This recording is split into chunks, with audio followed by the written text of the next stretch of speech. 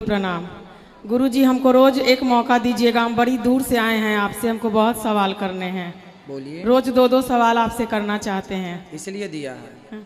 गुरुजी पहले तो ये बताइए, आप तो बताते ही हैं कि एक पत्नी का कर्तव्य क्या होता है और एक पति का कर्तव्य क्या होता है। बताए तो हैं आज की कथा में। आप बताए हैं, लेकिन कोई आपकी कथा ही नहीं सुने। और पत्नी को सबसे पहले उठना चाहिए, बच्चों का, पति का, सबका ध्यान करना चाहिए। और हमारे बच्चों को सनातन के खिलाफ अगर उसके पिता ही भड़का रहे हैं तो कैसे हम अपने बच्चों को संभालें। कहाँ है वो पिता? नहीं, वो तो आपकी कथा भी नहीं सुनते हैं। वो हमको लेके शादी के बाद ना कभी मैके आएंगे, ना ससुराल जाएंगे, ना हमारे साथ समाज में जाते हैं, ना अपने माता पिता को पूछते हैं। हम जिंदगी अकेले 11 साल दोनों बच्चे को पालने के लिए मैके में रहे। उसके बाद स्वयं हम जमशेदपुर दोनों बच्चों को डेरा खोज के स्वयं वहाँ आए। क्या करते हैं आपके पति? टाटा स्टील में, टाटा माइनिंग में है, उड़ीसा में। अच्छा, तो वो उनको कोई मतलब नहीं, ना हमसे मतलब, ना दोनों बच्चों से। और ऐसा नहीं है कि वो पीते हैं या खाते हैं या किसी और नारी से उनका कोई संबंध है। उनका नशा ऐसा है गुरुजी कि आज तक आप कथा में कभी नहीं बोले, क्योंकि आपको हो सके पता नहीं होगा। कौन सा नशा है? उनका नशा 24 घंटा मोबाइल का है। 24 घंटा उनका बस चले तो लेट बात भी बिना मोबाइल के नहीं कर सकते हैं और बिना खैनी खाए नहीं रह सकते हैं। उनको दुनिया से कोई मतलब नहीं। एक नौकरानी के जैसा हम उनके साथ जिंदगी काट रहे हैं गुरुजी। तो भी मेरे पे हाथ तक उठा दिए। बच्चों को डांटेंगे नहीं, पढ़ाएंगे नहीं। और अगर हम डांटेंगे कि बाबू इतना पैसा लग रहा है, पढ़ो, ये सब चीज़ नहीं खानी चाहिए, गुरुजी का कथा सुनो, नहीं डांटो, नहीं बोलो, उसके कारण बच्चों को बोलने के बजाय वो हमारे पे हाथ उठा दिए। और ऐसी बात है जो हम पूरे लोग के सामने आपसे नहीं बता सकते हैं। आपकी कथा है जो हमको आज तक जिंदा रखी है गुरुजी। हम उतनी दूर से हम अकेले ही आए हैं, स्टेशन पे छोड़ने तक नहीं आए, 1 रुपया तक हमको नहीं दिए। क्या एक पति का यही कर्तव्य है? और हमको दुनिया का ना कोई अच्छे कपड़े चाहिए, ना गहने चाहिए, हमको बस पूजा का सामान और पूजा और भगवान ही हमारे लिए सब कुछ है। अगल बगल किसी से हमें कोई मतलब नहीं। तो आपके पति आपसे अच्छे से बात नहीं करते? नहीं, उनका कहना है कि हम तुमको दुदकारे, हम तुमको बोले, हम तुमको मारे, लेकिन तुम हमारे पैर पर हो, तुम हमारे अधीन हो। बहुत पुराने ख्याल के हैं। और जबकि हम MSc किए हुए हैं, NTT किए हुए हैं, और लेकिन हम ऐसी जगह में हैं। हम शादी से पहले जॉब भी करते थे, लेकिन अब वहाँ टाटा स्टील के सिवा और कोई कुछ है ही नहीं। तो हम वहाँ क्या करें गुरुजी? बच्चों की भी शिक्षा, हमारे बच्चों को वहाँ क्रिश्चियन का स्कूल है, आपको पता होगा।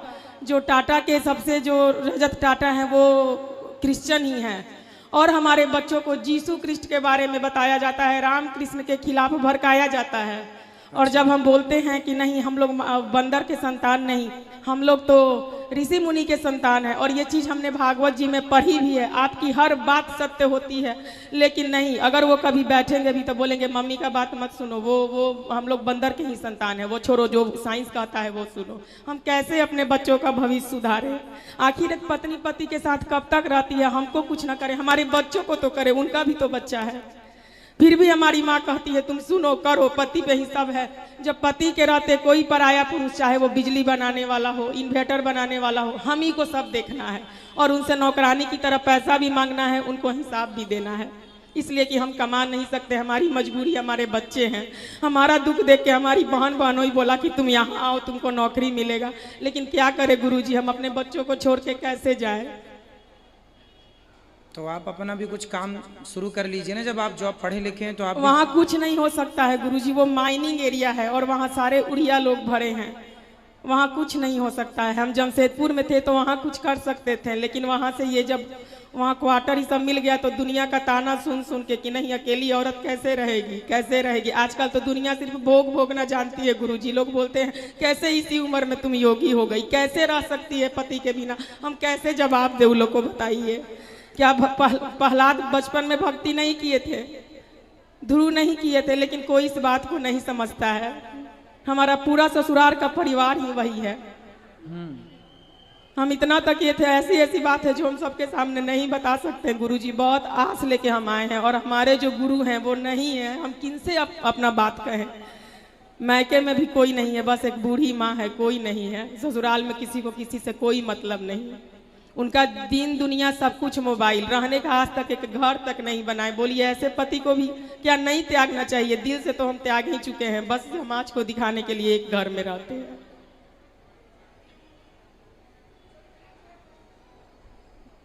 पति को समझाया जाए यही विकल्प है। नहीं समझते हैं गुरुजी। अगर आप उनसे अच्छा से बात भी कभी करना चाहिएगा ना तो आपके पास से उठ के चले जाएंगे। कभी भी बैठिएगा बस अपना खैनी बनाने लगेंगे, वहां से उठ के चले जाएंगे, आप ही को गलत साबित कर देंगे। जबकि अगल बगल सारी दुनिया कहती है कि इनकी वाइफ कितनी अच्छी है, ऐसी वाइफ तो बड़े नसीब वालों को मिलती है। और आप तो उस व्यास गद्दी पे बैठे हैं, आप तो देख के ही अनुमान लगा सकते हैं कि हम कैसे हैं। हम आपको क्या बताएं, अपना आदमी को ये नहीं बताना चाहिए। ठीक है, आप तो अपनी जगह बिल्कुल सही हैं। एक अच्छी पत्नी का, एक अच्छी माँ का कर्तव्य आप पूरा कर रही हैं। अब उन्हें एक अच्छे पिता और एक अच्छे पति का कर्तव्य पूरा करना चाहिए। लेकिन हमारे बच्चे का तो भविष्य खराब हो रहा है ना गुरुजी। हम उतना पैसा भी वहाँ दे रहे हैं, अपनी खुशी भी त्याग रहे हैं, लेकिन हमारे बच्चे क्रिश्चियन स्कूल में पढ़ते हैं। इस पे भी हम उनसे बात किए, कहीं रह के पढ़ाते हैं, नहीं, उन्हें कोई मतलब नहीं तो है। क्रिश्चियन स्कूल में पढ़ते हैं तो वहाँ के जितने बच्चे वहाँ पढ़ने जाते हैं तो क्या सबको वो लोग वही पढ़ाते हैं? हाँ बिल्कुल। जीसू कृष्ण का गाना होता है, हमारे राम कृष्ण का नहीं। हम इस पे बहुत रोए, बहुत बोले इनसे कि हम तो हिंदू लोग जो पढ़ते हैं बच्चे, उनके वो लोग ऑब्जेक्शन नहीं लेते कि आप ऐसा? नहीं, तो स्कूल से हटा देंगे। हम लोग की मजबूरी है, माइनिंग एरिया है ना, माल निकलता है, 1500 क्वार्टर है, कहाँ जाएंगे फिर? कोई सुविधा नहीं है वहाँ, रोजी रोटी है तो रहना ही पड़ेगा। बड़ी ये करके हम आपसे मिलने के लिए उतना दूर से हम आए हैं। तो बच्चों को फिर आप अच्छी जगह पढ़ाइए जहाँ उनको अच्छे संस्कार आप दे पाएं। बच्चों के साथ तो खिलवाड़ नहीं कर सकते ना, सही है? तो ये तो कहीं भी जाएंगे तो लोग पूछते हैं पति कहाँ है आपके। यहाँ तक कि वहाँ के समाज में लोग ये कहना शुरू कर दिए हैं हमारे बच्चों से कि इसके मम्मी पापा कभी एक साथ नहीं आते हैं। बोलिए, हम बोले अच्छा मत चिंता करो, हम ही कुछ सोचते हैं, अलग ही रहेंगे तब ये सवाल नहीं उठेगा। करना चाहिए अपने अपने जिम्मेदारियों का पालन सब। इसलिए हर पति को अपनी पत्नी का, हर पत्नी को अपने पति का ख्याल रखना चाहिए और दोनों लोग मिलके चलेंगे तब श्रेष्ठ गृहस्थी निभेगी। एक से नहीं, एक की समझदारी। इसलिए कहता हूँ कथा दोनों सुनना, दोनों को नहीं। वो तो हमें भी कथा नहीं सुनने देते। जब तक वो घर में रहते हैं हम धीरे धीरे मोबाइल पे आपकी कथा सुनते हैं। कहते हैं अनिरुद्धाचार्य जी पागल कर दिया है इसको। बोलिए, क्या जिसको भगवान में मन लग जाएगा वो रह सकता है? आप थोड़े दिन आप ऐसा कर लीजिए, आप थोड़ा पति की बात मान के देखिए, शायद आपके मानने से, आपके प्रेम से वो रीझ कर आपकी बात मानने लग हम जाए। सब करके देख लिए हैं गुरुजी, हम हर चीज करके देख चुके हैं। ना बच्चों के फ्यूचर की चिंता है ना कुछ।